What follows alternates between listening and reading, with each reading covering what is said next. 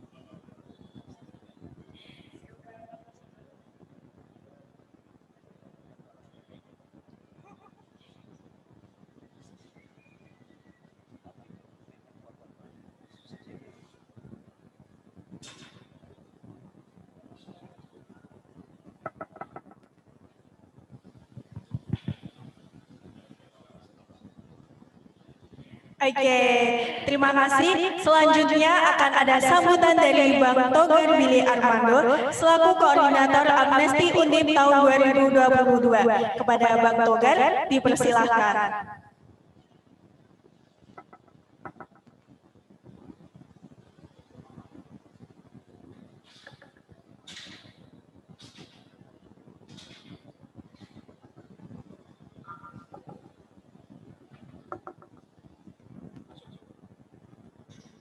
Cek. Assalamualaikum warahmatullahi wabarakatuh. Shalom, Om Swastiastu, Namo Buddhaya, salam kebajikan buat teman-teman semua yang hadir pada hari ini, pada sore hari ini di Serikat Dagang Kopi Kota Lama. Perkenalkan, nama saya Togar, selaku Koordinator Umum Amnesti Undip 2021 sampai tahun 2022. Dan sebenarnya kita perlu bersyukur pada kondisi setelah pandemi ini, pasca pandemi ini, kita semua bisa berkumpul lagi, kita bisa menikmati lagi kegiatan secara offline, tidak perlu online lagi dalam kegiatan kita beraktivis, ataupun kita misalkan ingin seru-seruan, berkumpul, berinteraksi, kita semua bisa berkumpul lagi di tempat ini bersama teman-teman, bersama orang-orang terdekat kita. Dan selanjutnya acara aktivis fair ini memang pada kesempatan kali ini merupakan acara pertama dari teman-teman Amnesti Undip.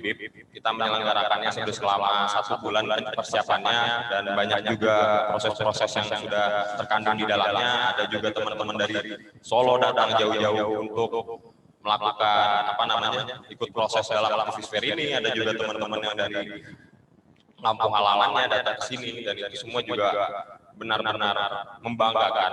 Dan untuk kali ini juga kita juga harus berpikir bahwa aktivis fair ini memang bukan acara satu-satunya untuk mengumpulkan kita para aktivis, tetapi pesan yang ingin kami sampaikan kepada teman-teman semua bahwa acara kita kali ini memang akan memberikan tempat perkumpulan lebih banyak lagi kepada teman-teman para aktivis, dan juga kita ingin memberitahu kepada warga-warga dan masyarakat di Semarang bahwa aktivis itu tidak seseram apa yang dipikirkan, seperti apa yang sudah di-framing oleh teman-teman media dan dimanapun itu atau oknum lainnya. Dan pesan saya yang terakhir bahwa acara ini dinikmati, di situ kita juga sudah memiliki pameran, di sini juga ada diskusi, dan segala kegiatannya itu akan diselenggarakan secara offline. Dan walaupun kita juga membuat live streaming, itu pun juga lebih jauhnya itu supaya untuk memberikan dampak yang lebih luas, supaya bisa terakomodir, karena kita juga harus beradaptasi di era yang kali ini. Kita juga nggak boleh offline juga, kalau memang bisa dihybridkan juga kenapa enggak. Kalau dari saya seperti itu. Intinya setelah ini nanti ada diskusi oleh Pak Adit selaku Ketua Kesenian dari teman-teman Dewan Kesenian Semarang. Semoga kita dilimpahkan berkat dan juga tidak ada masalah yang cukup berarti. Lebih kurangnya mohon maaf. Assalamualaikum warahmatullahi wabarakatuh. Shalom, Om Swastiastu, Namo Buddhaya, salam kebajikan. Saya kembalikan ke MC.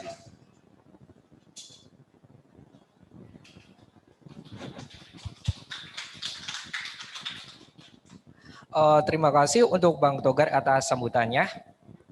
Oke, sebelum memasuki rangkaian acara selanjutnya, teman-teman diingatkan kembali untuk tetap menjaga diri ya, agar tetap stay healthy and happy. Oke, acara selanjutnya adalah diskusi mengenai aktivis dan aktivisme dalam kehidupan. Nah, diskusi ini akan dibantu oleh moderator kita, Kak Wahode Zulhijjah. Kepada Kak Wahode, boleh bergabung ke depan bersama kami.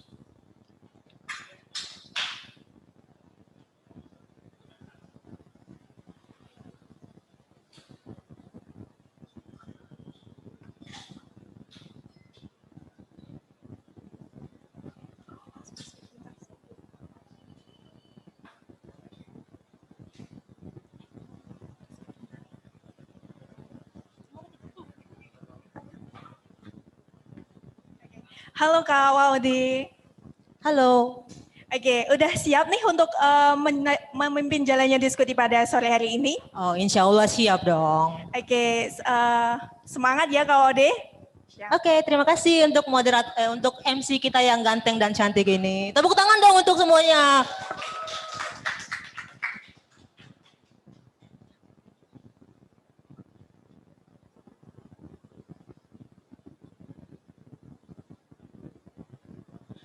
Well, bismillahirrahmanirrahim. Assalamualaikum warahmatullahi wabarakatuh. Oke, wow, selamat sore semuanya. Salam sejahtera bagi kita semua. Oke, selamat datang di kegiatan Amnesty yaitu Activist Fair, di mana pada sore hari ini kita akan melaksanakan kegiatan diskusi bersama para aktivis-aktivis yang boleh dikata sudah senior lah. Oke, aku tidak sendiri saat ini. Kita memiliki satu narasumber yang boleh dikata teman-teman semua mungkin udah pada kenal ya. Kalau aku sih baru kenalan tadi, belum kenal banyak. Oke, jadi aku mengundang pemateri kita pada hari ini untuk maju ke depan kepada Bang Aditya atau Bang Aditya Armitrianto untuk maju ke depan. Tepuk tangan buat Bang Adit.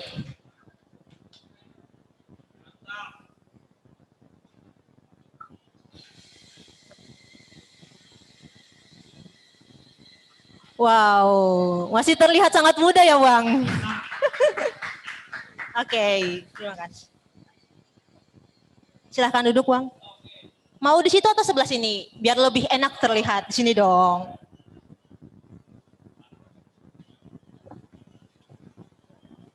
Well, oke guys. Jadi pada kesempatan kali ini kita akan masuki kegiatan diskusi rekam jejak aktivis dan aktivisme. Jadi kegiatan kali ini kita akan mengulik-ulik seperti apa sih aktivis-aktivis itu dulu, kegiatannya apa saja. Tapi sebelum kita melangkah ke topik itu, terlebih dahulu tak kenal maka tak sayang kan. Aku akan memperkenalkan terlebih dahulu narasumber kita pada kesempatan kali ini. Oke, tema yang akan diangkat pada diskusi kali ini mengenal aktivis dan aktivisme dalam kehidupan. Oleh Bang Aditya Armitrianto. Bang Adit lahir di Semarang pada tanggal 14 Januari tahun 1980. Oke, aku belum lahir. Aku belum lahir, iya. Oke, Bang Adit masuk SMA, aku baru lahir. Oke, lanjut lagi.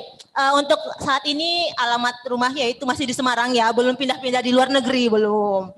Kemudian adapun background pendidikan Bang Adit berasal dari untuk SMA yaitu SMA Negeri 11 Semarang dan lulusan dari Universitas Diponegoro yaitu jurusan sastra. Wow, anak-anak sastra pasti jago tuh yang puisi, nulis-nulis, cerita-cerita apa kan. Aku cuman jago ngarang aja. Mohon maaf ya. Oke, lanjut lagi. Untuk saat ini Bang Adit kegiatannya itu masih aktif nulis. Tulisannya itu tentang puisi ataupun ngeliput-ngeliput. Ya jurnalis lah ya Bang, betul enggak? Betul kan, jurnalis. Oke. Dan saat ini masih aktif berkegiatan di Taman Budaya Raden Saleh. Wow. Oke. Untuk mempersingkat waktu biar aku nggak banyak ngomong ya, biar kita mendengarkan lebih enak pemateri dari narasumber kita kali ini. Oke. Halo Bang Adit. Siap. Siap. Aduh. Gimana kabarnya Bang? Baik, baik. Alhamdulillah. Alhamdulillah baik Iya. ya. Oke. Bang, kesini naik apa? Kesininya naik apa? Motoran tadi. Oh, Mestinya motoran sama ya. temanku, cuman terus tadi ada teman setara malah semaput tadi. Jadi terus udah kayak aku makanya agak telat tadi harus menunggu dia sebentar sampai sampai sehat. Oh iya. Jadi terpaksa tak tinggal. Yang penting udah tiba di sini kan ya. Ya. Bisa memberikan materi untuk topik diskusi kali ini. Ya. Oke. Untuk hal pertama yang akan kita bahas tentang aktivis. Gimana sih menurut Abang, Bang Adit, tentang apa sih aktivis itu? Boleh nggak diberitahu kepada teman-teman semua yang ada di sini? Oh iya, wah ini kan yang datang kan aktivis semua, jadi kayaknya udah tahu dan nggak perlu dipertanyakan. Oh. Iya, apa ya? Aku sih cuman menarik dari katanya saja ya, bahwa katanya kalau kita bisa ngelihat dari kamus besar bahasa Indonesia tentu saja soal aktivis itu apa atau siapa kayak gitu. Tapi dari sana kemudian secara umum sih sebenarnya menurutku ya setiap manusia itu ya aktivis lah dalam kegiatan masing-masing gitu. Mereka yang terlibat, terutama mereka terlibat dalam organisasi, kemudian mereka yang bahkan dalam kehidupan mereka harus bekerja, harus mencari kehidupan, harus menghidupi keluarganya. Saya pikir itu masih dalam perspektif umum gitu itu mereka aktivis juga gitu. Cuman memang sekarang kan atau bukan sekarang sih maksudnya dari dulu. Kemudian perspektif apa orang bilang kan aktivis itu yang suka demo, kalau dulu mungkin rambutnya gondrong, kemudian celananya robek-robek, kemudian gitulah, kalau sempat ada personifikasi kayak gitulah. Kalau sekarang mungkin beda lagi gitu ya, bahwa ya mirip-mirip di sastra sebetulnya. Kalau dulu sastrawan itu kan orang pengen mengacunya ke si Hairil Anwar di zaman dulu ya, bahwa hidup gelandang, kemudian tidur di jalan dan lain-lain, itu dulu sastrawan gitu. Tapi kemudian tahun 2000-an, kemudian sekarang kan kemudian dikenal ada sastra parfum atau apa itu ya, sastrawan itu sekarang ya di kafe, ngopi, kemudian nongkrong, gitu wanginya. Sekarang mungkin aktivis begitu mungkin. Iya, betul sekali. Aku mengenalnya kalau aktivis itu ya, yang good looking, yang sekarang itu yang lagi viral-viral ya, kalau lagi turun aksi, pakai masker, wow, itu langsung FYP tuh di TikTok itu. Yang sekarang yang aku tahu ya itu aktivis kayak begitu. Oke, lanjut nih.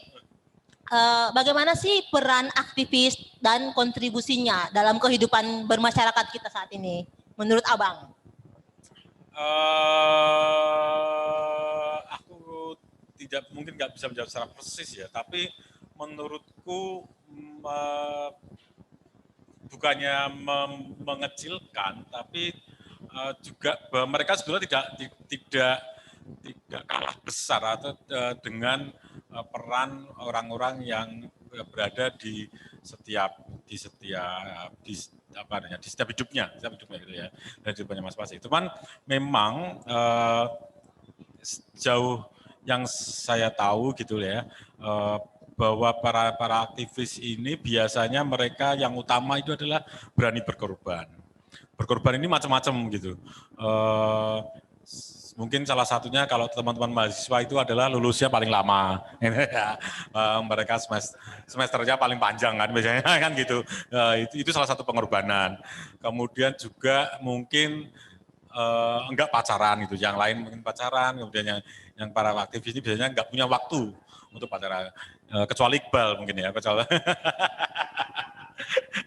kemudian juga ya waktu, kemudian pribadi dan lain-lain, itu saya pikir itu salah satu yang itu mungkin kemudian menjadi syarat secara umum ya, bahwa kalau menjadi aktivis ya harus begitu gitu. Kalau nggak mau begitu ya mungkin nggak bisa. Tapi aku nggak tahu kalau sekarang mungkin teman-teman bisa mensinergikan itu ya, maksudnya kuliah tepat waktu tapi juga bisa mendampingi masyarakat, kemudian bisa turun di masyarakat, nah itu luar biasa saya kira.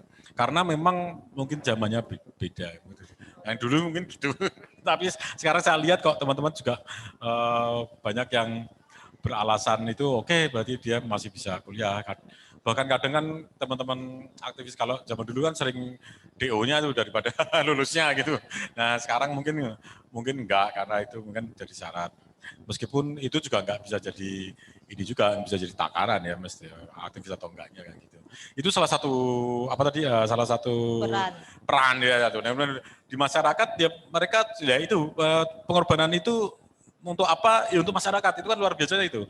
Teman-teman itu mereka hadir kemudian mereka tanpa memikirkan diri sendiri tapi berbuat yang lain. Teman-teman yang di lingkungan misalnya kemarin rela basah-basahan ikut ROB, memantau ROB, kemudian lain-lain, demi untuk mengetahui persoalan ROB ini sebenarnya bagaimana sih kayak gitu.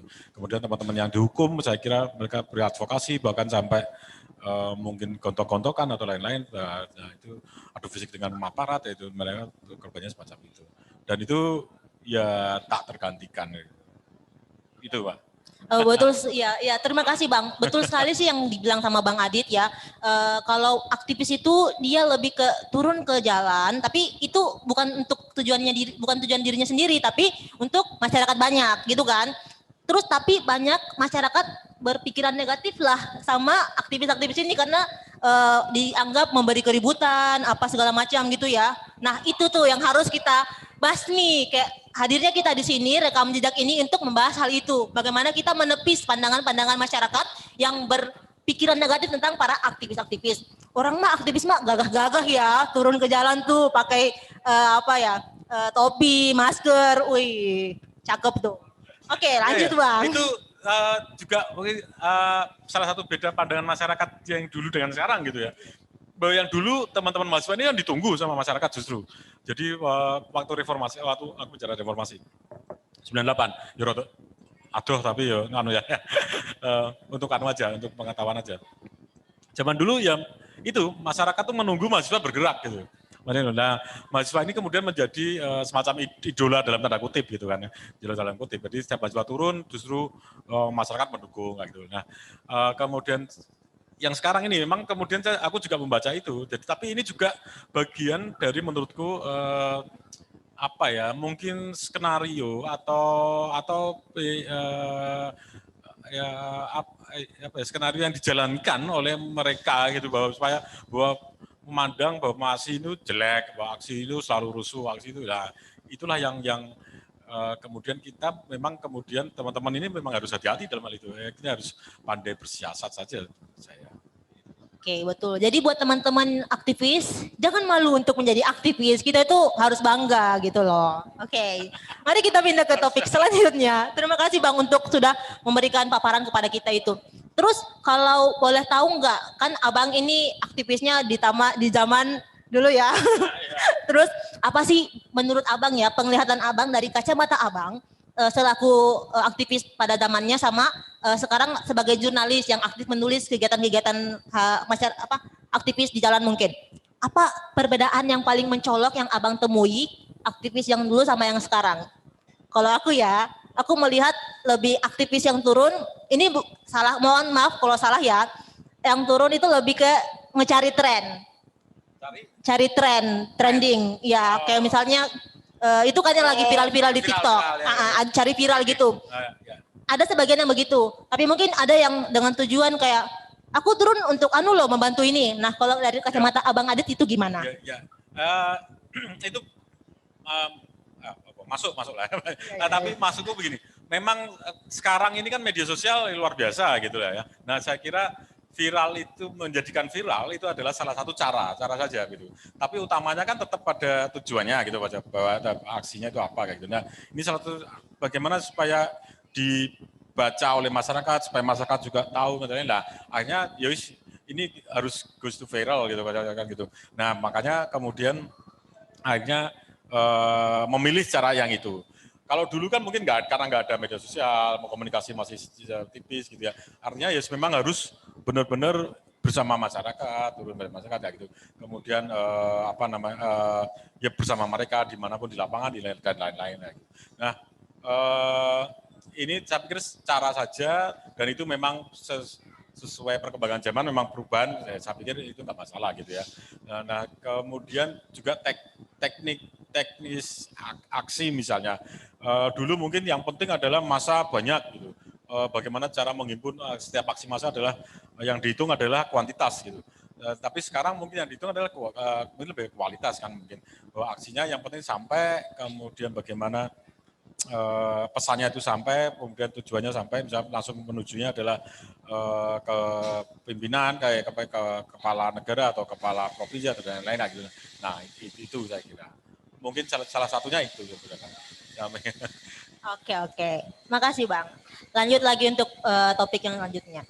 Nah, tadi kan udah bahas tentang perkembangan dari aktivis dari yang dulu sama yang sekarang kan. Terus kalau boleh enggak kami semua di sini mendengar pengalaman Abang sebagai aktivis pada zamannya. Dulu seperti apa sih pada saat kegiatan-kegiatan event-event apa saja Abang turun ke lapangan untuk menyuarakan suara rakyat gitu. Saya berkenalan dengan dunia aktivisme itu SMA kelas 3. Waktu itu kan memang 98 kan masa Reformasi, ya. ya. Orde Baru itu kan masa luar biasa.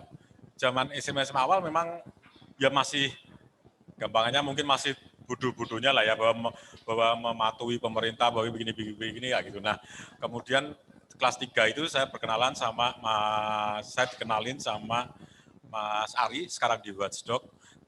Dia dulu aktivis SMIT, Solidaritas Mahasiswa Indonesia Demokrasi.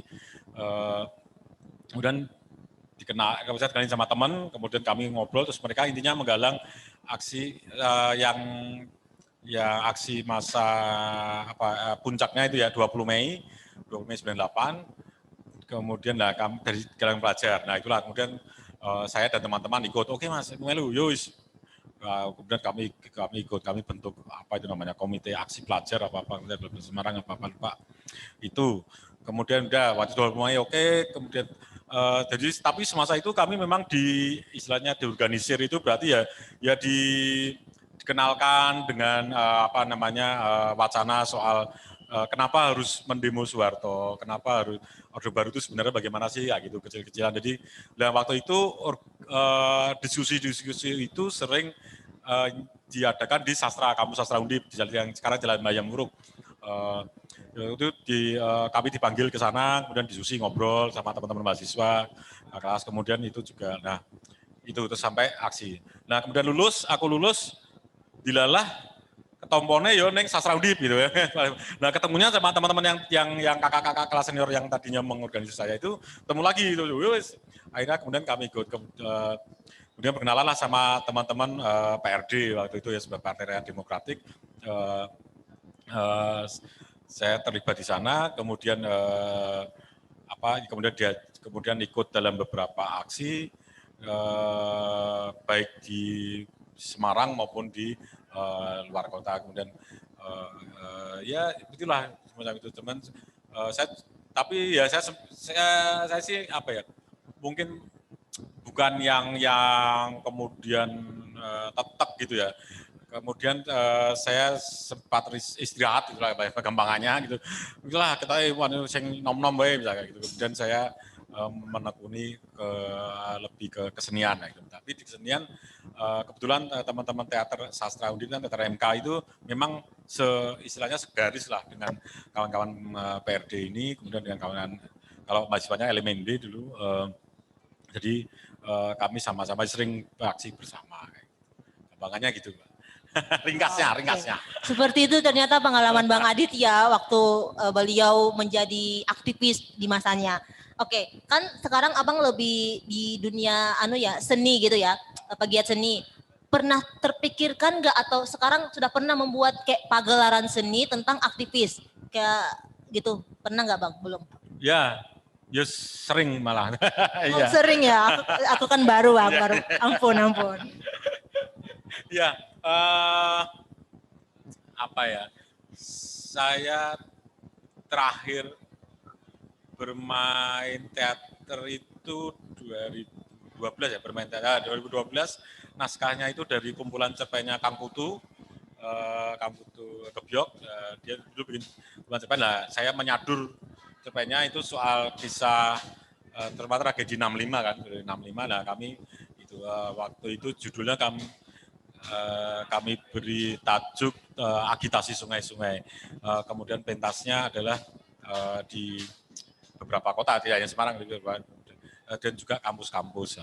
Nah, saya kira itu menarik, sebuah salah satu, kalau bagi saya pribadi itu Mas Yasa, bagi saya pribadi itu menarik karena bagaimana teman-teman menghimpun teman-teman yang tadinya, salah pemain teaternya kan tadinya juga nggak mudeng tuh soal 65 itu apa yang terjadi gitu. Nah, kami kemudian basic ya, atau salah satu tugasnya kemudian memudengkan mereka. Mudengkan mereka adalah bagaimana ya mereka harus cari tahu soal itu, soal bagaimana sih 65 lah. Mereka tanya-tanya juga. Kemudian dia juga sempat tanya ke teman-teman, bikin survei kecil-kecilan lah ke teman-teman mahasiswa gitu.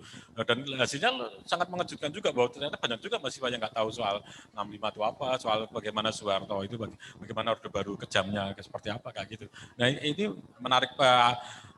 metode berteater seperti itu atau berkesenian secara umum seperti itu yang menurut saya menarik untuk dijalankan. Nah itu kemudian saya dan teman-teman lanjutkan lewat pameran di bidang seni rupa terutama.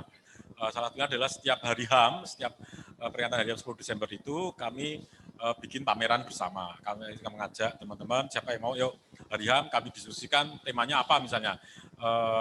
Tahun 2016 waktu itu bulan pameran tunggal Mas Konde tentang Petrus, penembakan misterius. Penembakan misterius itu peristiwa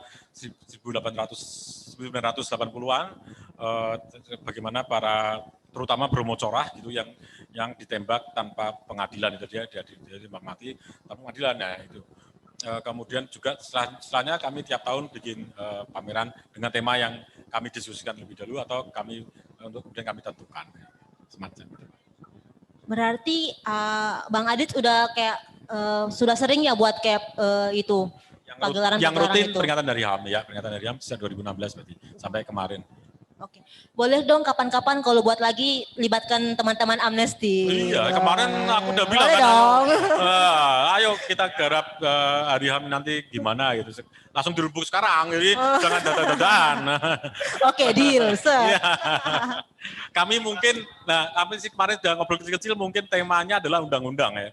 Karena sekarang kan ada KUHP itu kemarin teman-teman aksi gitu. Nah, artinya nanti tema pamerannya itu mungkin soal undang-undang. Undang-undang ini saya pikir menjadi salah satu main source gitu ya, sumber utama pelanggaran HAM atau kejadian-kejadian yang punya. Jadi Undang-Undang Cipta Kerja gitu. Nah itu nanti tinggal teman-teman perupa bagaimana menyikapi itu dalam karyanya. Iya, oke Bang.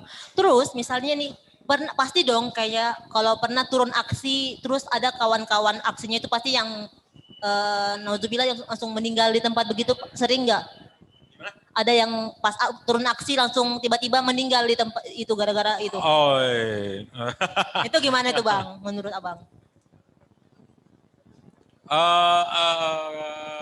Gini.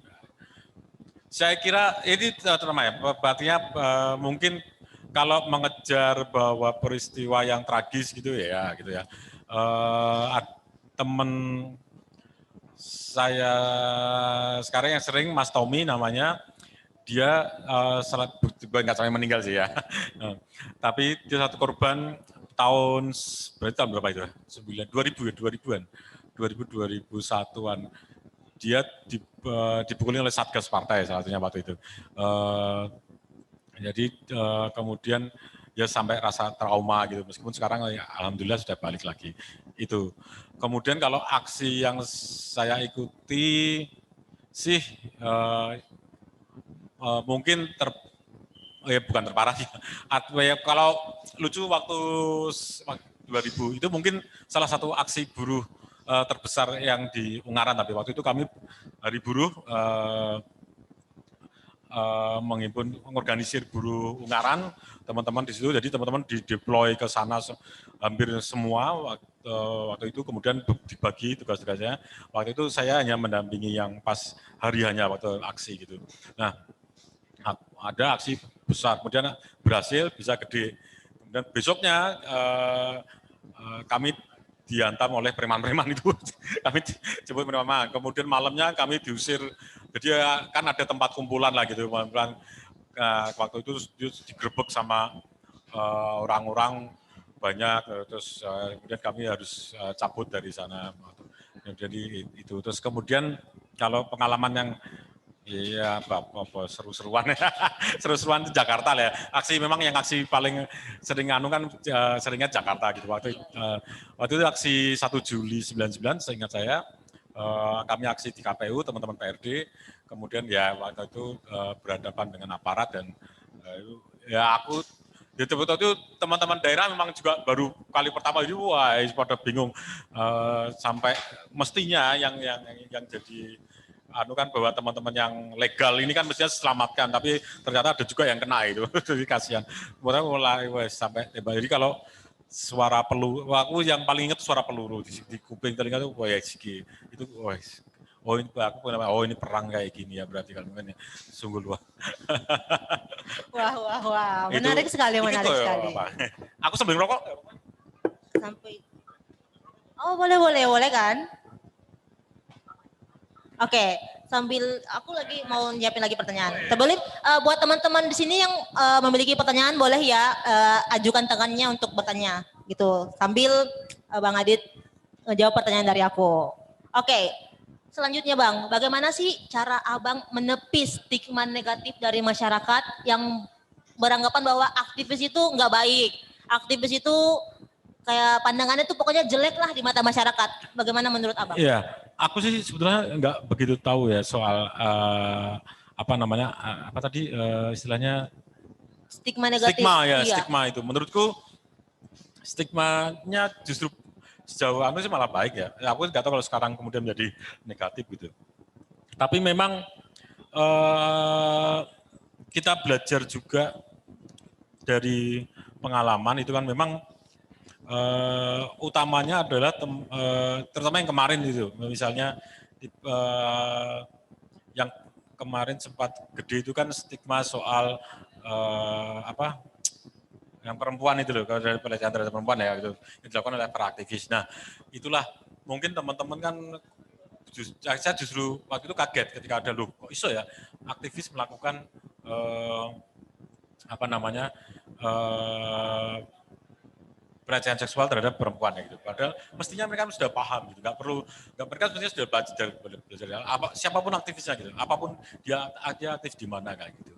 Intinya gitu. Nah, itu makanya teman-teman jangan kemudian gelar aktivis ini kan sebetulnya bukan kita yang minta ya. Artinya itu kan diberikan oleh masyarakat juga, oleh orang-orang juga. Oh kayak aktivis ya, oh kayak aktivis. Padahal kita sebetulnya nggak minta itu, tapi bahwa kita hanya bergerak berdasar apa sih hati, berdasar keberpihakan ideologi mungkin ya gitu. Itu aja. Tapi kemudian kita dilabeli aktivis kayak gitu. Nah, jadi itu ya silakan saja siapapun. Cuman memang ada norma, ada apa ya nilai yang kadang terbentur. Ini kalau teman-teman yang rame sekarang ini kan misalnya kasus teman-teman taring padi Jogja yang di Jerman itu, yang dia gambarnya ada apa gambar antisemit.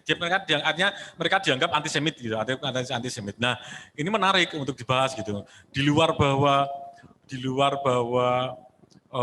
apa namanya bahwa ternyata negara maju pun tidak bisa memaafkan gitu, tidak bisa memaafkan terhadap kejahatan mereka sendiri kayak gitu. Tapi juga dalam istilah Jawa kan ada empan papan gitu lah ya, bahwa kamu pameran di mana sih gitu, pameran di Jerman kok ngapain bawa simbol-simbol Yahudi ke situ gitu. Padahal mereka ini sungguh masih apa namanya masih trauma dengan hal itu gitu. Nah ini kemarin yang kemudian dialami teman-teman taring padi. Meskipun saya tahu saya mungkin bisa tahu persis lah teman-teman taring padi bakalan nggak mungkin apa namanya antisemit itu. Dia kan apalagi gambar itu kan dibuat tahun 2002. Kemudian dia juga bilang ini bicara tentang anti militerisme zaman Orde Baru kayak gitu. Jadi itu sengajaan tapi yang memang ya kurang pas kayak gitu. Nah, semacam itu contoh kasus saja. Bagaimana kita juga harus melihat area tempat kita bergerak kayak gitulah. Misalnya teman-teman advokasi di desa yang masih animisme dinamismenya masih tinggi kayak gitu. Nah, kita aja blending ke situ aja bahwa kita menghormati mereka bagaimana kayak gitu. Jadi jangan terus justru membawa racun tanda kutip racun yang justru mempengaruhi mereka. Macam itu. Iya. Iya Bang. Terus kayak kan yang membuat masyarakat itu berpandangan negatif tentang aktivis itu adalah ketika mereka turun ke jalan justru menghambat arus lalu lintas gitu kan. Sehingga masyarakat pasti ya demo lagi, ya ini lagi gitu loh. Pasti itu yang membuat mereka. Kayaknya kalau gitu enggak mungkin ya. Aku tak yang karena saya pikir wajar lah bahwa toh itu juga enggak ya kalau senang sih bisa berhari-hari ya, tapi nyatanya cuma sehari gitu, sehari toh berapa jam kayak gitu dan kalau terhambat itu ya wajar. Tanpa demo pun macet juga ada di mana-mana. Nah ya itu bukan stigma negatif lah, itu cuman, tapi pikir itu hanya beberapa orang saja yang, yang nggak semuanya, nggak iya semuanya. betul, tinggal memakan. Atau mungkin bisa juga kalau teman-teman agak gusar soal itu, ya kenapa nggak coba cari alternatif aksi yang tidak menghambat, kayak gitu, apalah misalnya kayak gitu. Itu bisa, tapi sebagai tarik ulurnya lah, apa namanya, menyiasati tadi, bersiasat itu, bersiasat itu. Iya. Oke, siap. Terus kayak bagaimana sih Abang sebagai aktivis membagikan tipsnya kepada kami semua di sini untuk bisa meningkatkan semangat aktivisme kita. Terus kayak bagaimana cara mengekspresikan diri sebagai aktivis dengan baik. Gitu. Gimana supaya menjadi aktivis dengan baik, secara baik. Itu gimana tuh ya? Enggak lah, saya pikir tetap pada jalurnya masing-masing punya pedoman lah ya, saya pikir teman-teman aktivis mahasiswa apapun dari ekstra apa, kemudian atau dari intra bahkan silakan monggo, tapi yang penting adalah keberpihakannya kan pada masyarakat lepas ini, pada masyarakat. Jadi apa namanya, artinya jelas, aturannya jelas bahwa berpihaknya pada masyarakat, jangan berpihak pada yang sedikit ini gitu. Nah, itu aja patokannya, sebetulnya pegangannya itu aja kalau saya. Kemudian masyarakat yang mana ada ini, kemudian baru kita lihat, baru kita breakdown lagi. Oke, ini bahwa kasus ini berarti ini yang korban adalah ini, yang berkuasa adalah ini ya gitu. Masing-masing tiap kasus berbeda kan. Baiklah, tergantung pegangan masing-masing ya. Oke, tergantung sama siapa yang diikuti alirannya. Oh, bukan aliran lagi ya. Tips. Oh, jaga stamina tipsnya.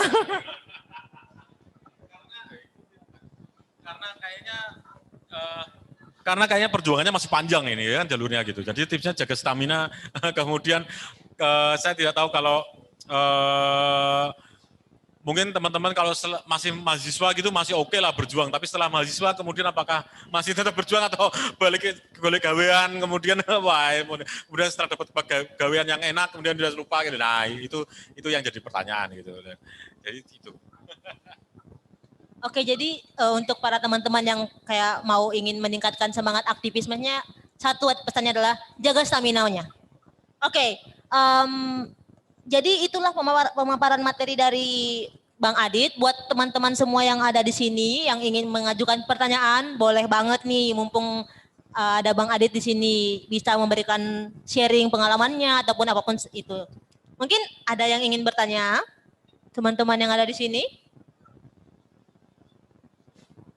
Boleh.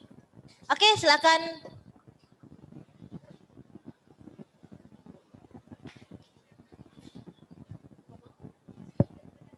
Halo.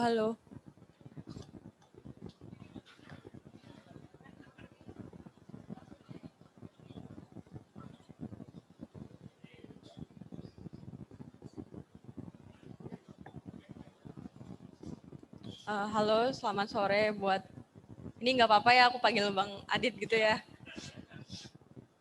Jadi sebenarnya tadi tuh dengerin dari kalau perkenalan Bang Adit itu sekarang profesinya sebagai jurnalis. Aku cuman pengen nanya apa pendapat Abang terhadap media itu ngepotret aktivis itu, kan dari pemilihan kata, dari gimana mereka memilih gambar yang mau dipost dan segala macem. Dan juga mungkin aku pengen nanya, Abang sebagai jurnalis tuh untuk mendukung aktivisme itu tetap naik namanya dan dipandang baik sama masyarakat itu gimana? Mungkin gitu aja pertanyaanku. Makasih Bang. Wow, pertanyaannya sangat menarik ya. Dan sangat sulit untuk dijawab. Oh. Oke, jadi saya ulangi kembali ya, pertanyaannya adalah bagaimana pendapat Abang tentang sebagai seorang jurnalis yang memotret kegiatan aksi itu gimana?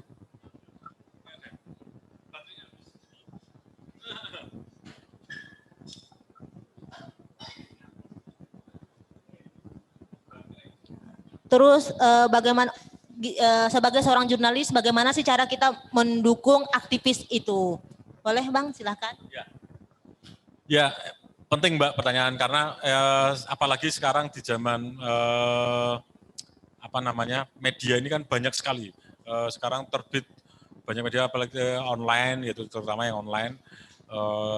dengan berbagai kepentingannya gitu. Nah, memang berbagai macam media itu juga memotret aktivis dengan berbagai macam cara kayak gitu. Cara ada yang dalam satu kasus mungkin bisa media satu dengan media yang lain bisa berbeda kayak gitu. Nah, kalau syukurnya saya ini kan berada di media cetak yang masih apa namanya, ya bukan yang gitu-gitu banget. Cuman memang harus diakui media kan punya kepentingan juga supaya mereka dalam hidup, dalam mencermati kasus ya, dalam kemudian biasanya kami berdiskusi ketika ada kasus misalnya, kemudian kami soal kasus ya, kasus misalnya, soal Wadas misalnya. Wadas, kemudian kami diskusikan, ini bagaimana urgennya, perlu di blow up atau tidak, perlu apa namanya, sebesar apa ini perusahaannya gitu. Nah, disitulah kemudian diambil simpulan soal seberapa besar kasus itu ditayangkan kan gitu. Nah, kemudian bagaimana dengan aktivisnya, orangnya juga kami biasanya mempertimbangkan itu. Jadi misalnya, oh ini ada dia ngomong begini, nah kemudian ini ada yang ngomong begini, kemudian siapa nih yang ngomong kayak gitu. Yang kami biasanya juga melakukan penelusuran. Oh si ini sebetulnya apa sih? Oh ini dekat dengan ini, oh ini dekat dengan ini, misalnya. Oh ini dia berarti mewakili representasi dari yang ini, kepentingan yang ini gitu dibanding kepentingan yang ini itu. Nah tinggal kemudian jadi ada. Kalau di kami ada forum diskusi, ada forum selalu ada rapatnya gitu untuk menentukan berita-berita mana saja yang keluar, berita-berita mana saja yang kayak gitu sih.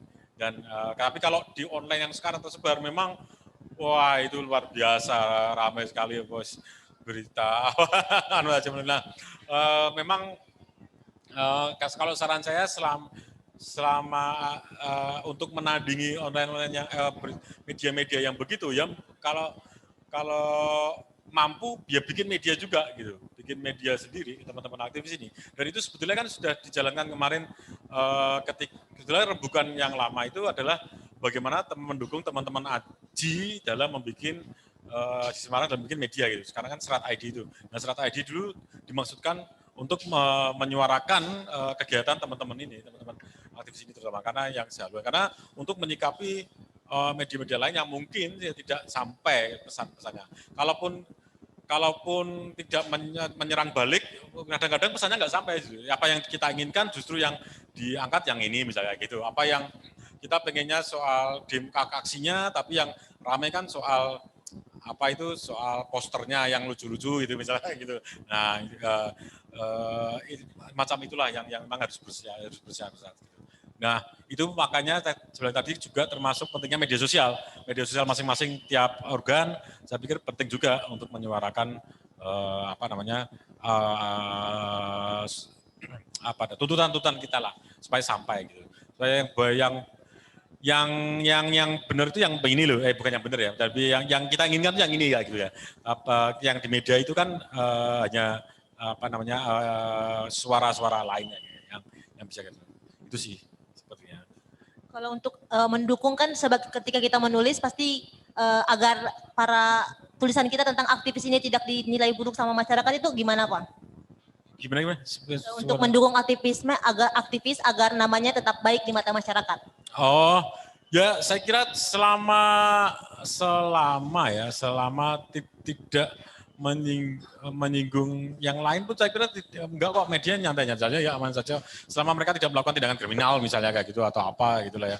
Saya kira tidak ada yang begitu. Teman-teman wartawan ini kan sebetulnya ya memang ada wartawan yang harus diakui yang yang begitulah tanda kutip gitu ya. Makanya teman-teman pandai-pandai juga melihat ini media mana ini ya gitu. Ini kemudian wartawan apa ini ya gitu. Nah, kemudian itulah yang harus kita dekatin ya gitu. Itu sih. Tenang-tenang, para jurnalis dan wartawan itu memiliki tips and trick untuk menulis. Bagaimana bisa mengangkat tulisan mereka untuk hype. Punya tips and triknya gitu.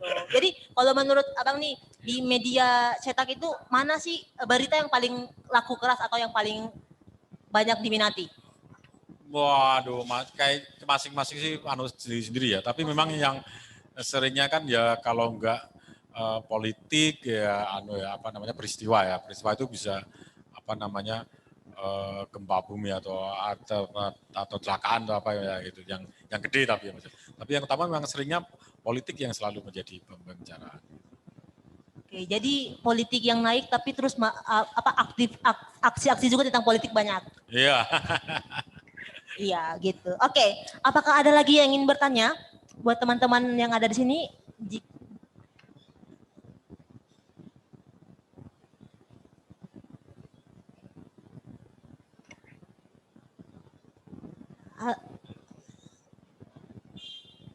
Apakah ada lagi yang ingin bertanya?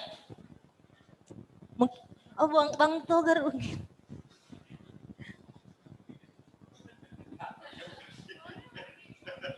Oke teman-teman, kita tunggu sebentar dulu ya. Iklan-iklan.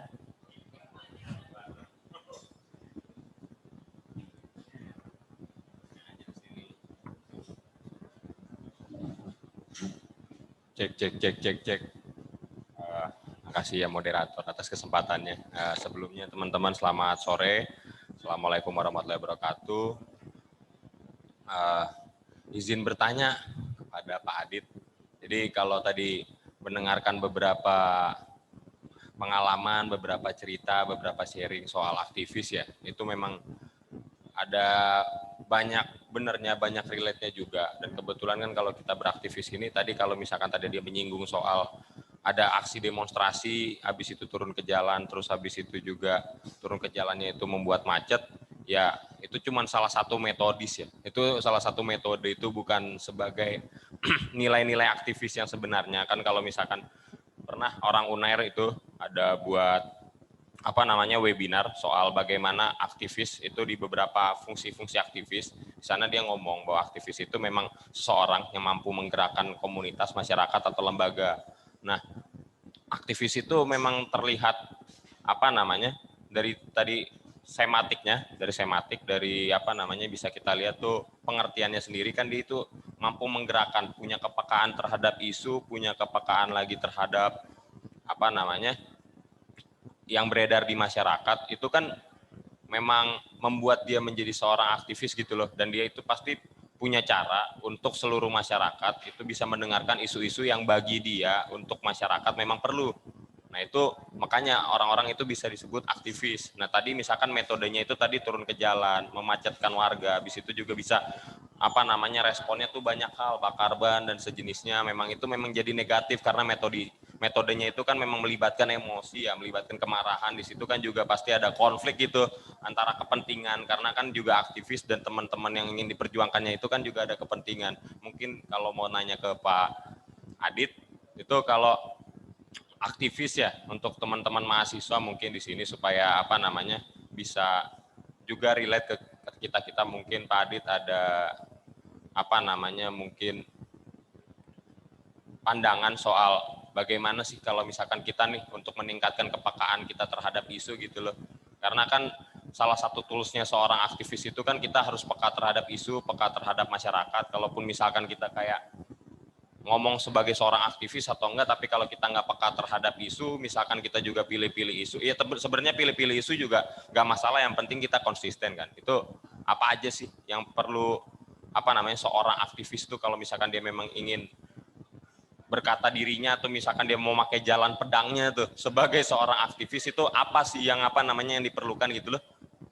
Apa aja? Mungkin apa tekan terhadap isu atau? Ya. Terima kasih.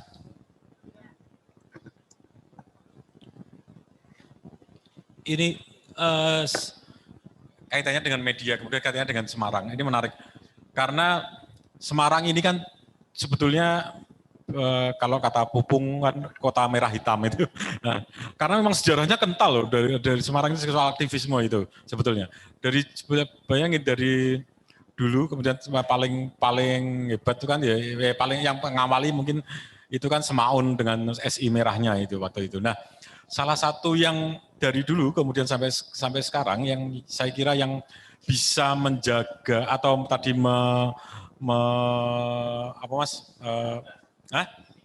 meningkatkan itu adalah media. Media ini Lah media ini adalah terutama adalah media internal. Itu yang menjaga ideologi kawan-kawan, kemudian memberitahu apa yang harus dilakukan, kemudian supaya kawan-kawan tetap peka terhadap isu, terhadap apa. Nah, itu yang dijaga. SI merah, SI kemudian merah sejak dulu begitu. Semaun itu kan wartawan juga, dia menulis juga gitu. Kemudian dia selalu menuliskan kata-kata, menuliskan di korannya waktu itu. Kemudian juga ketika 45 proklamasi Semarang waktu itu sama, Semarang salah satu yang paling awal menerima kabar proklamasi, kemudian mengabarkan ke masyarakat. Itu juga ya karena peran media. Kemudian pertempuran 5 hari Semarang bagaimana bisa tersebar ya karena media juga. Nah, begitu juga ketika 98 teman-teman aktivis ini bagaimana bergerak bersama ya karena media juga waktu itu masing-masing punya media istilahnya ya organ dari tahun bahkan kelewatan sebelumnya 50-an 60-an itu punya organ, kemudian juga tahun 98 itu masing-masing punya organ yang bagaimana supaya bersikap terhadap isu ini kayak gitu. Nah, itu penting saya kira. Terutama kalau organ yang nasional, kemudian sini misalnya kayak Walhi, misalnya dia pusatnya ada, dia pasti selalu ada gitu lah ya. Tapi yang media lokal ini, yaitu organisasi yang lokal ini juga harus saya pikir harus punya seperti itu. Itu yang bisa, jadi teman-teman bisa membaca bareng. Kalau teman-teman PRD dulu, terus terang yang selalu dibagikan awal adalah Sitnas, membaca situasi nasional. Ini situasi nasional itu dikeluarkan kalau nggak salah sebulan sekali kalau nggak salah. Di situ itu bacaan wajib gitulah. Jadi bacaan wajib bagaimana kami mengetahui bahwa situasi ini ada misalnya kalau sekarang dekat-dekat misalnya ada koalisi ini menjelang pemilu. Nah ini sebetulnya pembacaannya bagaimana sih? Oh koalisi ini ternyata ini kok masih antara cukong ini sama cukong ini kok, kemudian berarti ini nggak bakal membela rakyat ini kalau gitu lagi. Nah macam gitulah. Itu yang harus dibaca detail gitu. Saya pikir itu kebutuhan akan organ atau media dalam setiap organisasi yang penting untuk selalu dijaga. Iya, oke. Betul sekali, betul. Jadi kayak gimana sih cara kita meningkatkan kepekaan pada isu-isu yang muncul, jadi hal yang paling penting adalah media. Karena kalau kita nggak memiliki media yang bisa menunjang itu, kita nggak bakalan tahu isu apa yang lagi benar sekarang. Terus caranya katanya Bang Adit tentang membaca situasi nasional. Kayak apa sih yang lagi habis-habis sekarang ini gitu. Betul. Nah pentingnya media itu karena tadi itu Mbak, aku yang bilang banyak media itu kan sering mengecoh gitu loh. Jadi yang media mainstream itu kadang mengecoh karena dia hanya membaca di luaran aja, kulitnya saja ini yang dibaca. Wah ini rame nih koalisi A, B, C. Tapi sebetulnya di dalamnya itu apa sih? Ini butuh analisa. Nah, analisa inilah yang dilakukan oleh teman-teman itu. Yang kemudian dibagikan di organ masing-masing itu yang kemudian jadi bisa mendalam, yang mengiris itu, yang mengiris berita-berita semu itu tadi. Jadi supaya lebih paham lebih ke intinya, bukan jangan terkecoh di luarnya saja gitu, Pak. Tapi intinya kita tahu, oh ini maksudnya ini paling ke sini. Dari situ kita bisa membaca, kemudian bisa membaca dua langkah ke depan mereka. Oh kalau ini berarti pasti besok mereka akan begini. Kita sudah tahu duluan. Kurang lebihnya begitu. Iya. Betul. Jadi kita sebagai seorang aktivis harus pandai-pandai untuk membaca media. Terus kayak kita harus memilih media mana sih yang emang kayak memberitakan sesuatu dengan benar, enggak hoax gitu kan Pak. Oke, mungkin ada lagi teman-teman yang ingin bertanya? Itu ada Mas Bayu, udah datang nggak? Mestinya lah bisa. Hayo, ada yang ingin bertanya. Baca-baca puisi dulu lah bisa.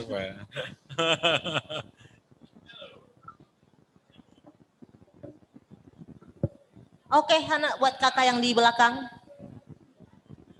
Boleh maju ke depan?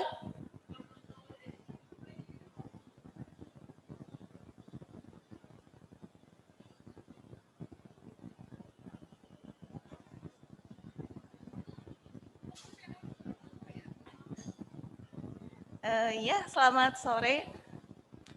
Saya kebetulan dari pihak luar yang masih nol banget tentang aktivis gitu.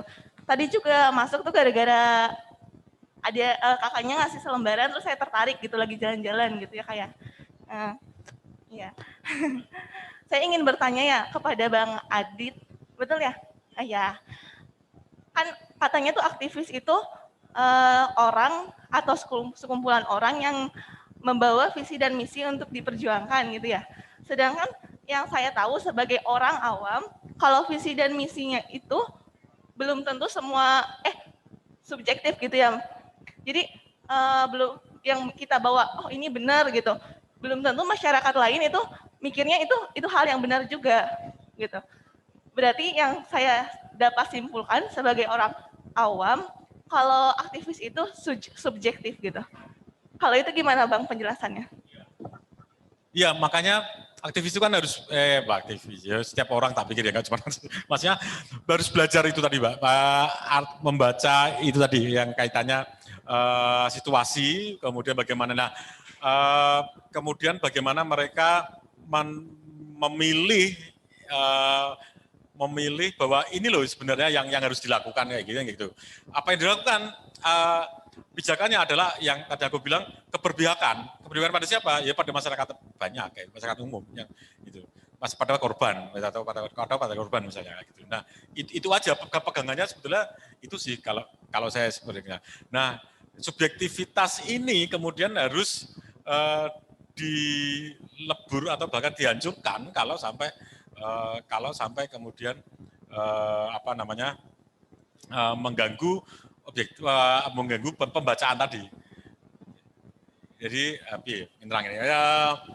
masalah kita punya subjektivitas kita kan bahwa teman-teman mungkin yang mahasiswa kuliah lulus komlot misalnya atau kemudian dapat kerja misalnya. Nah, itu oke. Tapi sementara ini masih banyak mungkin masyarakat yang tertindas misalnya, ini secara umum ya gampangannya itulah. Nah, kemudian apa yang harus dilakukan? Kamu tega, kamu lulus baik tapi masyarakatnya masih miskin misalnya gitu. Kamu kayak aja, wah nggak apa-apa Bang, nanti yang penting lulus dulu aku dapat kawian, nanti aku sumbang lah misalnya mereka kayak gitu yang miskin, nanti aku kan kadang-kadang rasanya gitu. Tapi kan nggak juga bahwa ini kan sistem gitu yang bekerja, bahwa selama sistemnya begini ya ya kan begini aja, yang kaya yang makin kaya. Sekarang bahkan hanya kita ada sebutan rezim 1%, rezim 1% itu yang menguasai dari tambang sampai ke sawit sampai mana itu mereka hanya 1%. Masyarakat umum ini masyarakat biasa, rakyat biasa ini 99% ini nggak dapat apa-apa. Mereka nggak sejahtera juga enggak, tanah nggak punya, rumah mungkin nggak punya gitu sebagian ya, sebagian besar ya. Nah, kemudian dari ini kondisi objektif, kemudian bagaimana ya kamu harus membela inilah kayak gitu, kan kayak gitu gampangannya. Nah, itu kadang harus mengorbankan sisi-sisi itu, makanya dibilang ya kadang memang banyak aktivis yang harus drop out misalnya DO karena dia advokasi terus menerus gila karena perjuangannya panjang gitu, perjuangan kendeng itu berapa tahun itu, teman-teman lingkungan wali yang tahu mungkin atau LBH. Kemudian ya itu ya memang itu pengorbanan yang harus dilakukan itu. Jadi ya itu memang bagian dari itu. Dan apakah itu sesuai dengan masyarakat? Iya dong, sesuai dengan pembacaan kita. Iya dong, masyarakat umum mungkin kan nggak tahu, mereka taunya mungkin tidak tahu bahwa mereka punya hak gitu, kadang kan gitu, mereka ada kok hak hidup sejahtera gitu, mereka punya hak hidup, punya hak rumah yang layak gitu misalnya kayak gitu. Ketika mereka digusur, kadang mereka nggak tahu, mereka taunya wah yowis aku keliru karena aku dulu kasus Tambarejo misalnya, aku dulu membangunnya juga aku keliru berarti bahwa aku bangunnya di bantaran sungai. Oh enggak, mereka punya hak untuk rumah layak, penghidupan itu hak dan itu harus dituntut jelas lah kayak gitu. Itu yang saya beri penjelasan. Kemudian dianggap provokator kan gitu teman-teman itu. Enggak, kita menjelaskan saja kok. Ini amanat undang-undang loh, kan kayak gitu. Misalnya kayak gitu. Kita menjelaskan saja dan mereka punya gitu. mereka masyarakat itu memang kadang terutama ya bergerak ketika mereka ini langkah berikutnya. Mereka kemudian bergerak itu ketika mereka yang kena gitu misalnya gitu. Jadi seringan gitu.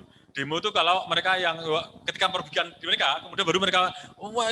Tapi kalau yang kayak wong liya gitu. Nah, itu yang kita sadarkan berikutnya. Terutama bahwa solidaritas kan kuncinya itu. Bahwa jenengan mungkin bisa enak hidup di sini. Kamu bisa enak gitu. Tapi yang lain kita harus membaca yang lain juga. Itu solidaritas karena kuncinya. Oh, berarti kalau pro dan kontra itu hal yang lumrah ya Bang ya buat seorang aktivis tuh. Jadi kayak nggak semua masyarakat harus pro dulu baru kita menyuarakan gitu. Baru aktivis menyuarakan gitu. Iya, enggak gitu ya.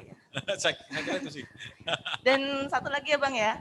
Tadi kan dengar kata penanya sebelumnya tentang metodologi si aktivis menyuarakan suaranya. Yang saya tahu sebagai orang awam, tapi koreksi jika salah ya Bang ya. Salah satunya itu kan yang saya paling tahu itu dengan cara menyuarakan visi misinya itu dengan cara turun ke jalan. Yang saya tahu itu. Nah, sebenarnya ada kegiatan lain nggak sih yang dilakukan aktivis dalam rangka menyuarakan visi dan misinya tersebut gitu? Kan yang saya tahu sebagai orang awam kan cuma dengan turun ke jalan gitu ya Bang. Iya, betul. Ya, tadi sudah disinggung, memang itu salah satu cara saja. Ada banyak cara yang bisa kita lakukan.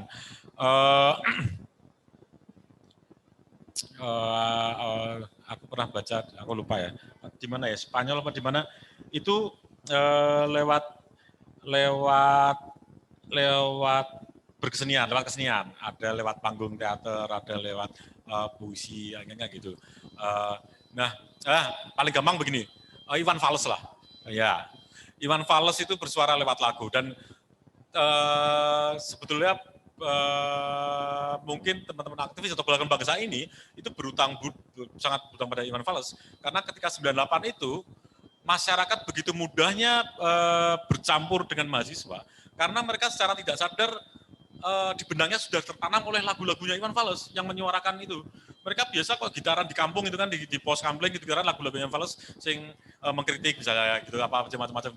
Dan itu kan tidak langsung tertanam itu. Jadi ketika kemudian mahasiswa mencetuskan aksi 98 untuk menurunkan Soeharto, untuk mengakhiri Orde Baru karena ada alasan gini-gini, mereka paham langsung gitu.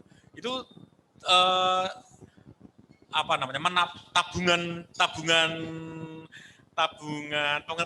kesadaran pada masyarakat yang lewat lagu yang paling mudah kan kayak gitu.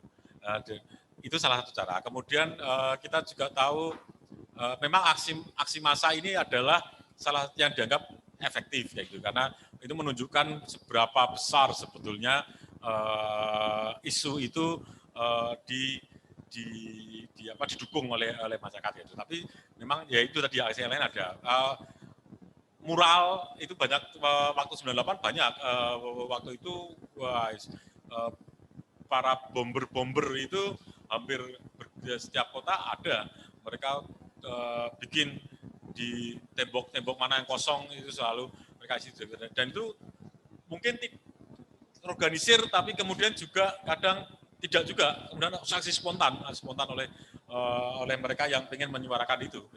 Mereka misalnya gambar, yaudah gambar. Misalnya nyanyi, ya nyanyi. Misalnya apa saja. Itu, Pak. Ya, terima kasih, Bang. Ya. Maaf kalau pertanyaannya terkesan umum sekali. Saya penasaran soalnya tentang aktivis ini. Terima kasih, Bang. Siap.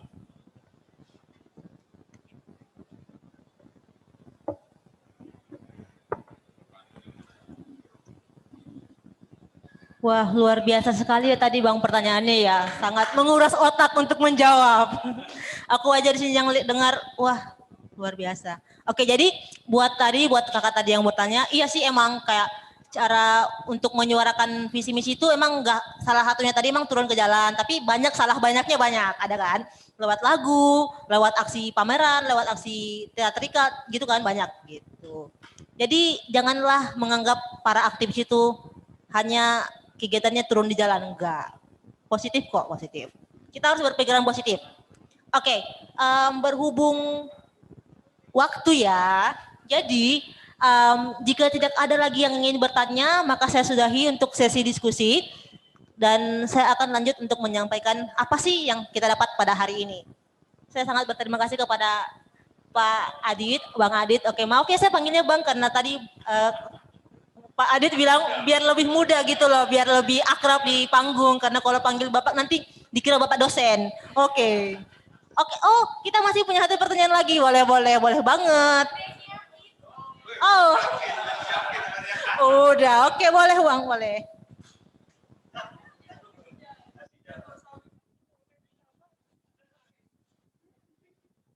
Sini aja ya Bang. Ini jadi berkaitan dengan dunia pekerjaan nih Bang. Kan banyak pemikiran-pemikiran bahwasannya mantan aktivis ini cenderung dinilai jangan dulu deh, lebih baik yang biasa aja gitu. Alasannya nanti dia terlalu memperjuangkan hak-haknya atau terlalu banyak permintaan, padahal itu haknya pekerja itu sendiri. Menurut Bang Adit sendiri, gimana sih cara kita sebagai aktivis merasa bangga dan tidak cenderung dihindari para HRD sebagai pencari tenaga kerja gitu. Jadi nggak usah umpet-umpetan gitu kalau kita aktivis gitu Bang. Terima kasih. Gampangnya maksudnya kalau aktivis susah cari kerja gitu atau gimana? Kebanyakan ada pemikiran seperti itu. Kayaknya enggak juga tuh. Enggak juga. Iya, si Budiman itu sekarang komisaris PTP. Budiman Sujatmiko sekarang komisaris PTP. Iya, justru pengalaman saya justru enggak ya, tapi enggak tahu kalau sekarang ya. Tapi kayaknya enggak juga. Ya mungkin ada lah ya.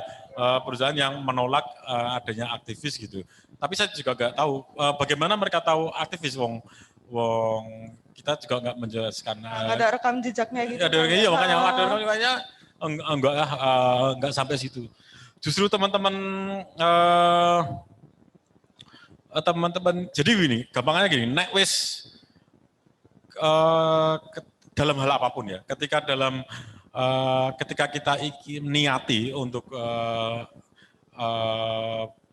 berkecimpung di satu hal apapun itu, ya jangan setengah-setengah, itu aja.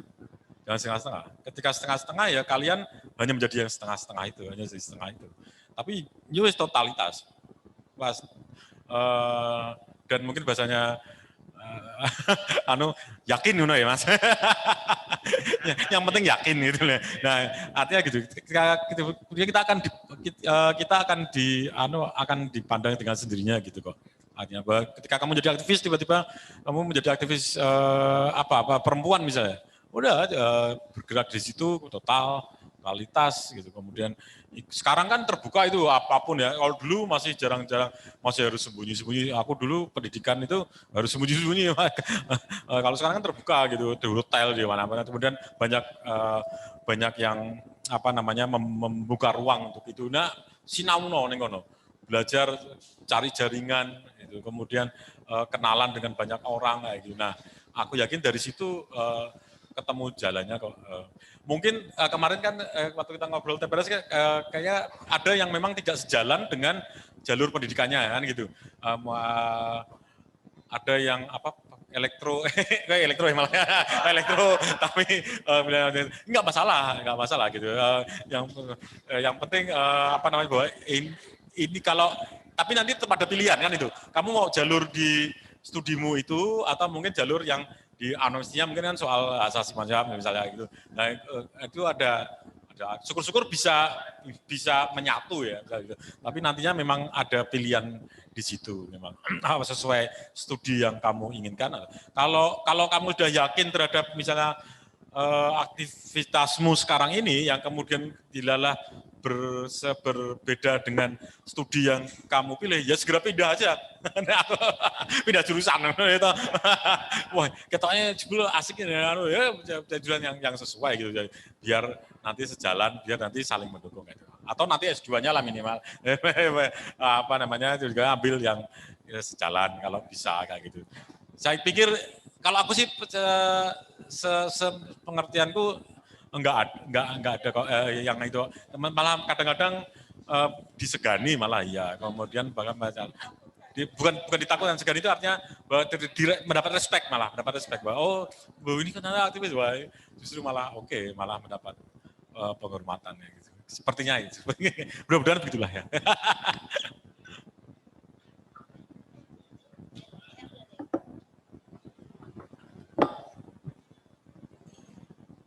Oke, jadi buat kakak yang bertanya tadi, iya, cerita sedikit pengalaman buat, kan aku dari Sulawesi kan, terus teman-teman banyak yang aktivis turun-turun ke jalan, dan justru mereka itu yang memang aktivis yang berbobot, yang memang kayak turun ke jalan itu memang betul-betul menyuarakan rakyat.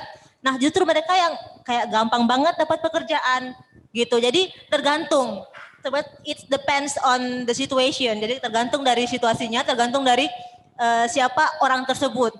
Kalau memang ketika dia turun di aksi, terus dia ugal-ugalan, dia kayak bukan aksi yang benar, mohon maaf, sulit itu emang. Tapi kalau kalian aksi terus kayak dipandang, wow, kayak contohnya siapa sih kak itu yang dari UGM, siapa itu yang aksi terus justru dia bagus ya Patur. Ya itu dia kan emang kayak wow begitu kan, ya seperti itulah yang akan bagus ketika turun di jalan nantinya. Jangan ugal-ugalan asal-asalan, bagaimana bang, betul gak? Seperti itu. Oke, ada lagi yang ingin bertanya? Oh, boleh banget, boleh. Yang ditunggu-tunggu dari tadi. Boleh maju ke depan, Kak? Tepuk tangan dong yang meriah.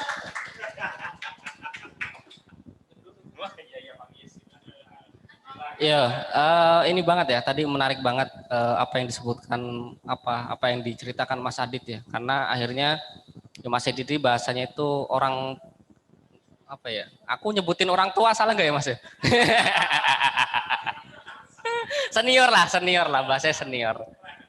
Maksudku akhirnya gini, ada perbedaan kondisi misalkan aktivis-aktivis zaman dulu dengan sekarang gitu kan. Terutama mungkin tantangan atau hal yang dihadapi itu akhirnya jadi lebih besar. Nah sebenarnya aku kenal lama dengan Mas Adit, tapi satu hal yang aku jadi penasaran itu adalah salah satu nilai yang akhirnya harus dipegang oleh aktivis itu kan sebenarnya selain visi dan misi ya, tadi yang dijelaskan adalah konsistensi dia untuk menjadi aktivis. Itu jadi tantangan besar untuk saat sekarang. Apalagi mungkin kalau misalkan dihadapkan dengan satu kondisi yang realistis lah, kalau teman-teman bilang itu yang realistis, kita butuh kebutuhan, ekonomi dan sebagainya. Nah aku lihat itu Mas Adit kalau dari kisahnya, bahkan aku kenal Mas Adit itu yang dari dulu, dari zaman mahasiswa sampai sekarang masih mempertahankan konsistensi menjadi aktivis itu. Tetapi aku nggak tahu misalkan kayak Togar, Rizky, aku dan teman-teman yang lain apakah masih bisa memegang teguh keaktivismean itu gitu kan.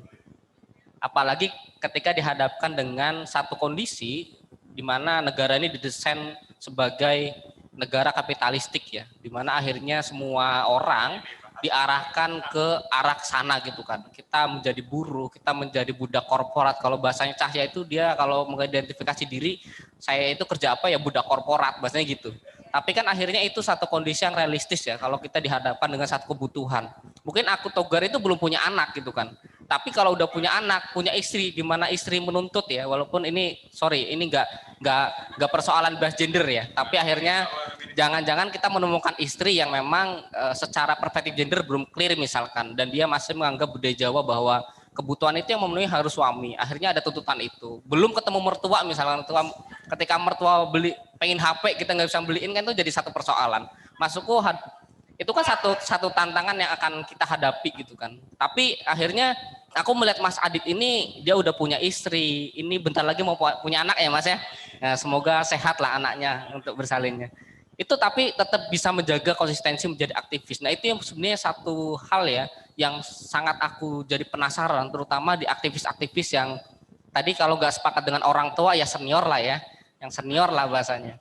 Jadi apa sebenarnya gimana lah mempertahankan itu sebenarnya. Akhirnya aku pun di kondisi sekarang misalkan sudah mulai nih dihadapkan dengan satu kondisi realistis ekonomi, karena orang tua aku menuntut untuk bisa dihidupi, minimal kiriman uang ke rumah misalnya gitu. Tapi di sisi lain ketika kita jadi aktivis, sumber daya secara finansial sangat terbatas gitu kan. Bahkan di sini pun kita sangat empot-empotan untuk hidup gitu kan. Tapi di sisi lain nalar kritis atau nalar sehat kita tetap bilang bahwa kita harus jadi aktivis. Nah itu kan satu kontradiktif banget ya antara realita dengan otak, pikiran, hati atau apapun lah. Itulah yang aku pengen dapat cerita dari Mas Adit lah. Karena aku belum pernah cerita kayak gitu, makanya di sini aja sekalian kan. Itulah kalau dari aku itu aja, kurang lebihnya mohon maaf. Wallahul muwaffiq ila aqwamit. Wassalamualaikum warahmatullahi wabarakatuh. Ya, ya sebetulnya jujur kan aku juga nggak konsisten amat lah Mas ya. Tapi yang utama kan memang ini bukan. Dalam hidup saya itu kan salah satu kalau saya setelah ini ya setelah belakang ini aku berpikir ternyata setidaknya ada dua bahkan mungkin tiga ya, punya dua bisa satu yang mempengaruhi saya. Yang pertama adalah PRD, itu bagaimana cara pandangnya. Kemudian yang kedua adalah sastra, karena saya belajar sastra. Kemudian ketiga teater gitu. Nah, tiga hal ini yang kemudian membentuk saya sampai sekarang. Nah, di tiga hal ini pula yang kemudian selalu menguatkan saya gitu dalam hal apapun. Salah satunya ketika memilih profesi dan jalani. Memilih jurnalis itu ya mergo karena saya melihat profesi inilah yang bisa luwes untuk di ketiga hal ini. PRD ini terutama dalam hal politik ya kurang lebihnya kayak gitu. Kemudian sastra dan teater karena saya juga membaca banyak teater yang tadinya awalnya jurnalis mulai Putu, sekarang yang masih mungkin Putu Wijaya, kemudian dulu kita punya Rendra, kemudian juga ada Nanor yang dulu juga jurnalis. Mereka belajar, kemudian sastra apalagi banyak. Nah itu yang kemudian akhirnya saya memilih profesi ini. Nah memang tadinya profesi ini sangat menggiurkan, apalagi zaman dulu media cetak ya. Tapi sekarang ya memang ngos-ngosan lagi, ya utangnya akeh. Tapi saya kira itu salah satu yang membuat kalau aku itu yang menguatkan. Kemudian bertemu dengan kawan-kawan baru, bertemu dengan aktivis-aktivis baru ini juga salah satu yang membuat saya setidaknya percaya bahwa ini masih ada kok harapan bahwa Indonesia atau negara ini minimal atau bahkan dunia secara umum secara luas gitu bisa menjadi lebih baik gitu dibanding yang dulu itu. Nah makanya saya sangat senang bisa kenalan dengan teman-teman, bisa ngobrol sama teman, bisa tukar pikiran gitu. Kemudian jangan salah, saya juga banyak belajar dari teman-teman. Luar biasa. Kakean ngomong. Jadi sama Iqbal, sama Rizky, sama Cahya, kemudian bisa belajar. Oke, bahwa teman-teman ini yang sekarang tuh generasinya begini loh, gitu. Begini. Nah dari situlah. Nah konsistensi ini juga saya kira memang satu pekerjaan yang mungkin mungkin lebih tepatnya diselesaikan secara personal. Setiap personal itu saya yakin memang punya masalah sendiri-sendiri. Gitu. Tapi ada keyakinan kalau di teman-teman PRD Lawas itu ada bahwa suatu saat kita akan kembali kok. Gitu. Mungkin mereka nanti sementara ini mereka mungkin harus pray dulu, istirahat, gitu. Mungkin rehat, oke lah. Tapi kemudian ini digantikan oleh yang lain. Kemudian nanti mereka yang istirahat ini pasti akan kembali. Mereka akan kembali. Gitu. Itu ada keyakinan. Kalau di kami saling menguatkannya seperti itu. Oke lah, sekarang mereka bekerja di mana-mana, tapi nanti kita akan bertemu lagi. Kurang lebihnya begitu sih, Pak. Mudah-mudahan ini bisa sedikit menjawab lah. Nah, panjang nanti kalau ini.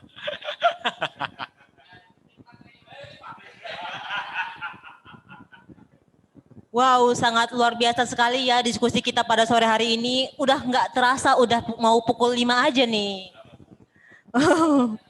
Oke guys, jadi sepertinya untuk diskusi rekam jejak aktivis kita sampaikan, kita cukupkan sampai di sini aja. Mohon maaf sekali ya, kita nggak bisa lanjut lagi. Aduh, sedih banget nih. Tenang-tenang. Masih panjang. Besok masih ada lagi. Sebentar malam mungkin masih ada sharing session ya. Jadi jangan kemana-mana. Tetap di Amnesty ini aja. Oke. Jadi adapun hal yang bisa saya simpulkan dari kegiatan dari diskusi kita pada sore hari ini tentang aktivis dan aktivisme itu adalah kayak aktivis itu ya kita harus berani untuk mencoba. Kita itu sebagai seorang aktivis harus mampu untuk menggerakkan gitu loh. Terus apa sih yang harus kita jaga untuk menjadi aktivis itu kita harus berkorban untuk masyarakat karena sebagai aktivis bukan untuk kepentingan pribadi melainkan kepentingan banyak orang karena kita turun ke jalan ataupun kita menyuarakan visi misi kita itu bukan semata-mata untuk diri kita tapi untuk masyarakat luas. Selain itu kita harus tetap ya rela berkorban apapun yang terjadi di sana di jalan ketika kita menyuarakan hak-hak kita, menyuarakan hak-hak masyarakat, kita harus siap untuk menerima apapun yang terjadi. Seperti itu. Jadi untuk terus yang saya petik dari Bang Adi tadi, konsistensinya dia memiliki 3 pilar, 3 pegangan untuk bagaimana kita bisa menjaga agar jiwa aktivis kita itu tetap terjaga. Jadi terima kasih Bang atas apapun semua diskusi yang telah dibahas hari ini. Semoga Abang sehat selalu, tetap beraktivis. Kita semua yang ada di sini tetap sehat-sehat semuanya. Mari kita suarakan masyarakat. Oke, tepuk tangan yang meriah. Oke guys, terima kasih banyak untuk sore hari ini. Jadi saya Waode Zuli Jawalia sebagai moderator pada kesempatan kali ini undur diri dari hadapan teman-teman semua. Sampai bertemu di diskusi berikutnya. Assalamualaikum warahmatullahi wabarakatuh. Oke. Jangan pergi dulu Bang, mungkin ada mau penyerahan ya. Oke, saya akan menyerahkan kepada MC kita yang cantik dan ganteng ini. Silakan.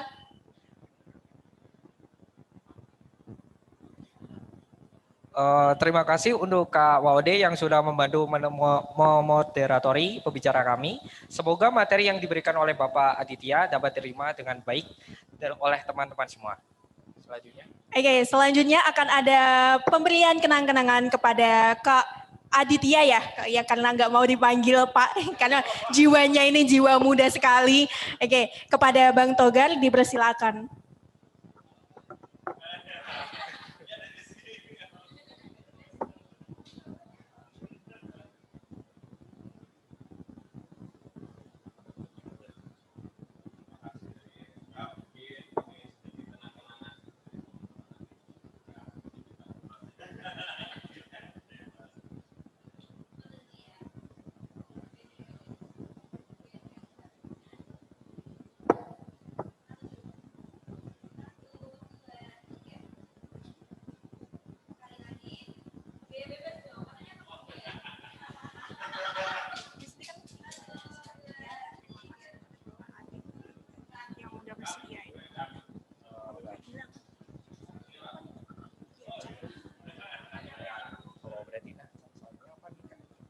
Berarti ini aku. Ini yang jangan.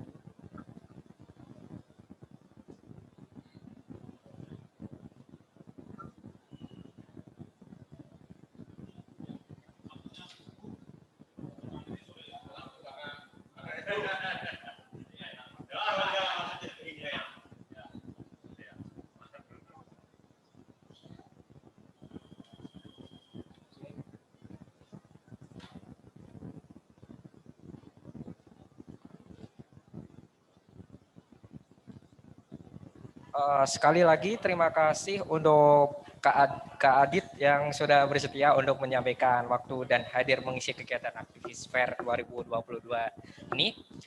Materinya sangat hebat sekali ya Kak. Betul banget. Untuk kegiatan selanjutnya apa Kak?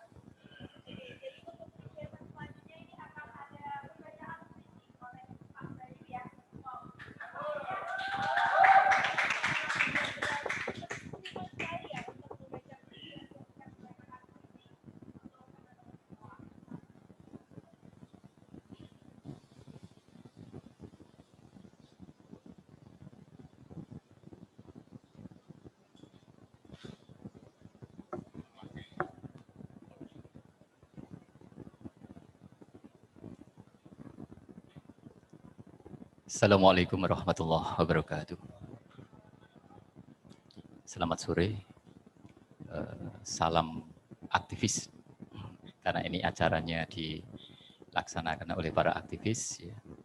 Semoga apa yang saya baca nanti nyambung dengan apa yang jadi materi sore hari ini.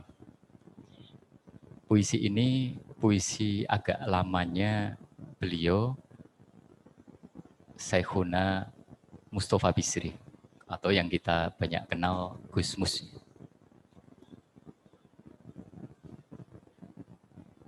Kau ini bagaimana?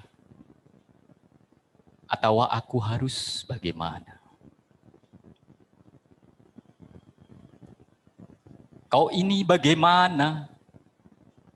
Kau bilang aku merdeka, kau memilihkan untukku segalanya. Kau suruh aku berpikir, kau tuduh aku kafir. Aku harus bagaimana? Kau bilang bergeraklah, aku bergerak, kau curigai. Kau bilang jangan banyak tingkah, aku diam saja, kau waspadai. Aku harus bagaimana? Kau suruh aku memegang prinsip. Aku memegang prinsip, kau tuduh aku kaku. Kau suruh aku toleran, kau bilang aku pelin-pelan. Aku harus bagaimana? Kau suruh maju, aku maju. Kau selimpung kakiku. Kau suruh aku bekerja, kau ganggu aku. Kau ini bagaimana? Kau suruh aku takwa, khotbah agamamu membuatku sakit jiwa. Kau suruh aku mengikutimu, langkahmu tak jelas arahnya. Aku harus bagaimana? Kau bilang Tuhan sangat dekat. Kau sendiri memanggil-manggilnya dengan pengeras suara tiap saat. Kau bilang kau suka damai. Kau ajak aku setiap hari bertikai. Aku harus bagaimana? Kau suruh membangun. Aku membangun, kau merusakkannya. Kau suruh menabung. Aku menabung, kau menghabiskannya. Kau ini bagaimana? Kau suruh aku menggarap sawah, sawahku kau tanami rumah-rumah. Kau bilang aku harus punya rumah, aku punya rumah, kau meratakannya dengan tanah. Aku harus bagaimana?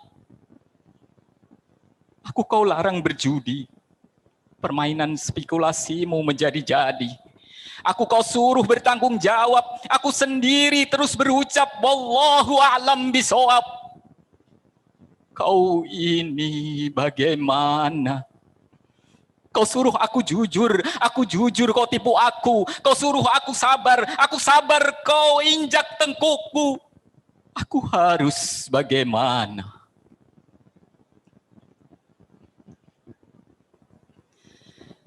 Kau suruh memilihmu sebagai wakilku. Sudah kupilih kau, bertindak sendiri semaumu.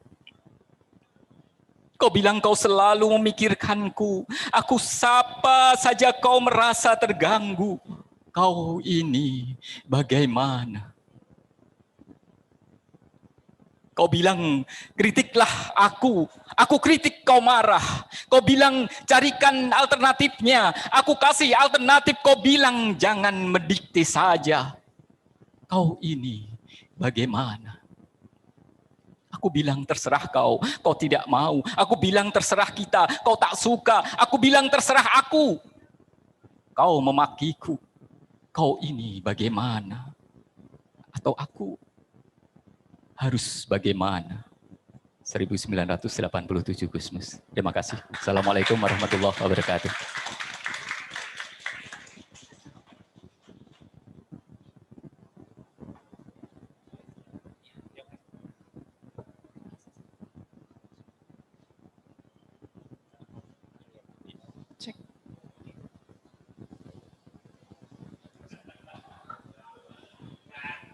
Wow, keren banget tadi pembacaan puisi dari Pak Bayu ya. Terima kasih Pak Bayu yang sudah menyampaikan puisinya Gusmus ya. Oke, acara selanjutnya apa nih Kak? Acara selanjutnya adalah istirahat sementara. Sembari menunggu acara sharing session pada pukul 19 WIB atau 7 malam. Nah, jadi bagi teman-teman yang ingin mengikuti acara sharing session nanti, sampai pukul jam 7 malam ya, di Serikat Dagang Kopi Kota Lama.